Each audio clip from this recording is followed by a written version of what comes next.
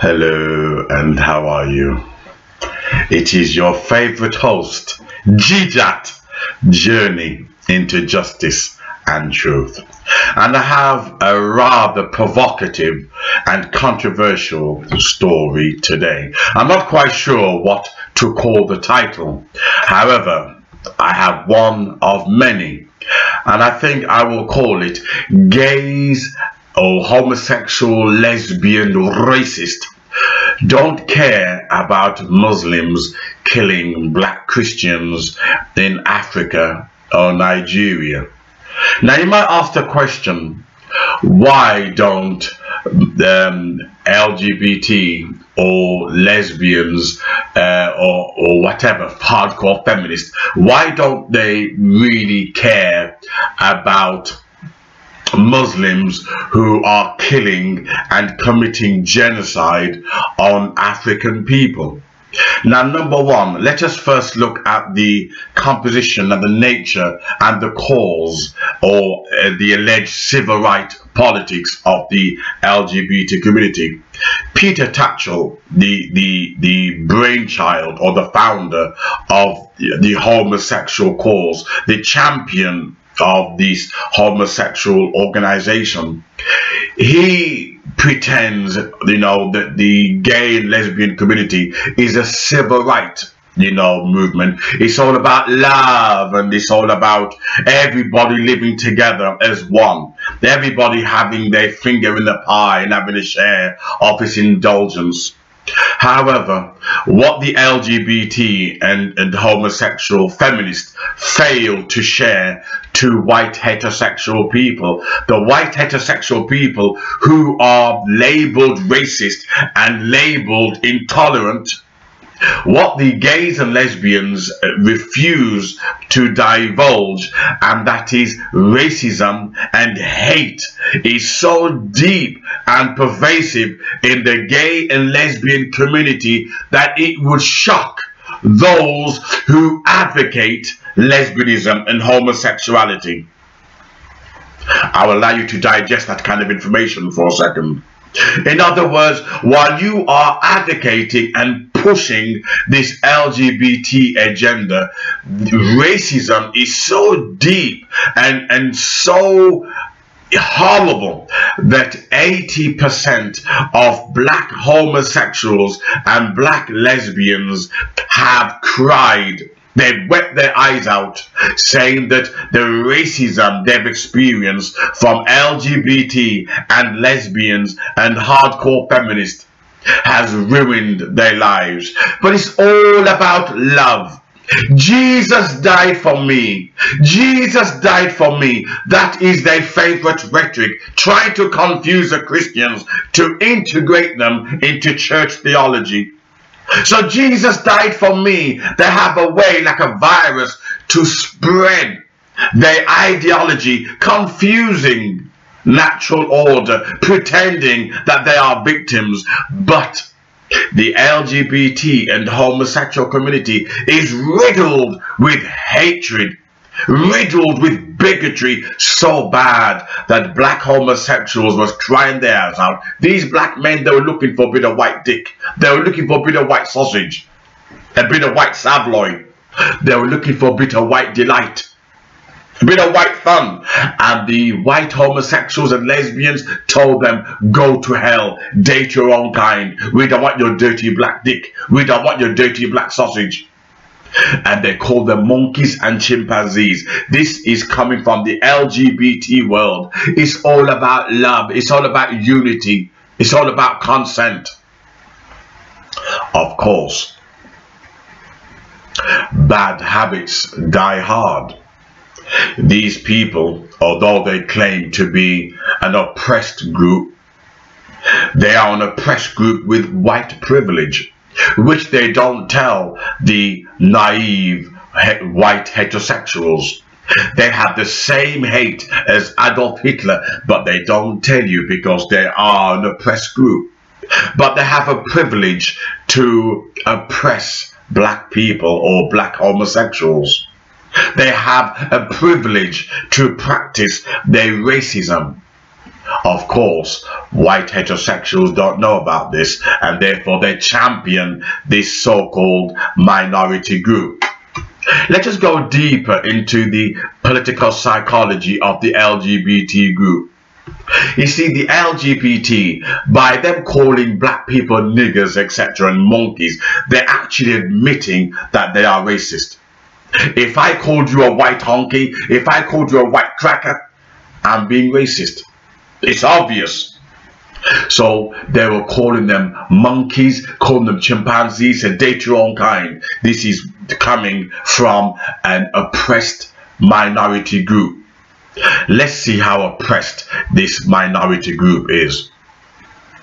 The homosexuals and lesbians, through Obama being that nasty liberal man, they were trying to force homosexuality into Africa.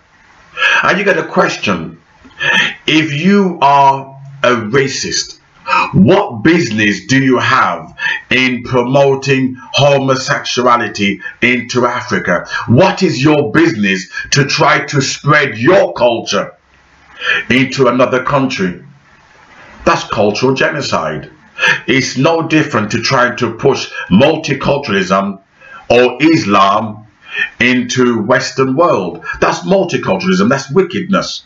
But the LGBT, while they tried to protect their culture, their whiteness, they had no problem pushing the homosexual LGBT feminist agenda into Africa. That is a total contradiction. You cannot claim to be patriotic and care about your culture while you push your life onto Africans. That is a gross contradiction. However, while the world and the media fell for the satanic sweet tune of the homosexual and LGBT claiming to be only want to love their partners, we only want to love our partners, Jesus died for me, we all fell for the satanic sweet tune. But deep beneath the surface was a deep bigoted racism that could parallel the Deep South, that could parallel the KKK. I've never heard a white heterosexual call me a nigger. The only person that call me a nigger are homosexuals and Muslims. I had a Muslim call me a nigger yesterday. I'll make a video of that. I've never had a white heterosexual man or white woman heterosexual call me a nigger. Only lesbians, hardcore feminists, and LGBT. Think about that for a moment. Yet this anti-Christian group has managed to persuade everyone that they are victims. They need love. And so we give them plenty of love. The LGBT, we all know, they have the power to convince the world that they are a minority group. They have the power to introduce sexual dysphoria, agenda, to introduce homosexual studies to 5-year-olds in schools. They have that power. And nobody challenges it. And yet, they don't mind pushing homosexuality into poverty-stricken Africa, while they totally ignores that the African is in debt to the IMF, International Monetary Fund. In other words, Africa is in debt to the West. The LGBT lobbyists, the homosexuals, the hardcore feminists, the so-called civil rights activists, they know this. But they don't care. All they care about is sex, sex, sex, sex. And the accompaniment actually widens. LGBTQ, and then you have I. 6. LGBTQI, lesbians, gay, bisexuals, queer. Lesbians, gays, bisexuals, queer, and then you have the I. We're supposed to stand for gender dysphoria or something. Every kind of sexual confusion and madness which are results of mental illness and a horrible background. But the government has it. If I've just brought a book called The New World Order, which I will share with you. It's a shocking book. There's extract and paragraphs that I want to share just to prove that this New World Order is actually designed for a reason. It's designed to confuse you. It's designed to destroy your patriotism. It's designed to destroy your identity. And the LGBT and hardcore feminists, and Islam, they have their role in destroying your patriotism. It gets too complicated and gets too deep. So hence, bringing homosexuality into Africa is all part of the New World Order. And it's something which is complex to go into, but I hope that I will go into stages and forward my convincing arguments. But the LGBT and homosexuals, they are the biggest racist out. Homosexuals, black homosexuals and lesbians were crying because the white gay men and the white lesbians wouldn't date them. They wouldn't touch them with a barge pole. Let's keep your dirty black dick to yourself. Keep your dirty black sausage to your own race. And the black man, he was crying, give me a white man, give me a white man. And the black woman, she was crying, give me a white vagina. With all this rhetoric, Jesus died for me. Jesus died for me. It was nothing more than Satan claiming that God exists. But he does it with a sinister twist. Even the devil knows there is a God. Even he knows that. He's a created being. But it doesn't mean he has a covenant relationship. And that is how the gays confuse the church. That is how they confuse the West. They take text out the Bible for their own evil New World Order agenda. Anyone can take a quote from William Shakespeare's plays or sonnets or books and make it sound the way they want. Anybody can do that. But when you look at it in context and the background and the culture, you begin to realize, wait there, this person be spinning me a lie. I know that I'm going to do black people prosecuting white people. The next video I want to do is homosexuals, LGBT on trial. This channel promises to be very powerful and controversial. You don't want to miss out. Is there such a thing as the gay gene? How come the whole world suddenly believes there is a gay gene? It's going to get controversial. It's going to get powerful. We haven't even seen these experiments. We don't even know who the hell these scientists are. For all we know, they could be part of the New World Order. Yet we believe it. Why? Because they're scientists. They wouldn't lie, wouldn't they? Scientists don't lie. Have you ever heard of the, I think it was called physiognomy and pseudoscientists, where they claimed that black people were inferior? Charles Darwin believed that black people are on the lower scale of evolution. Do you believe that? Even the very foundation of science is built on Charles Darwin. People once believed that black people were inferior because of science.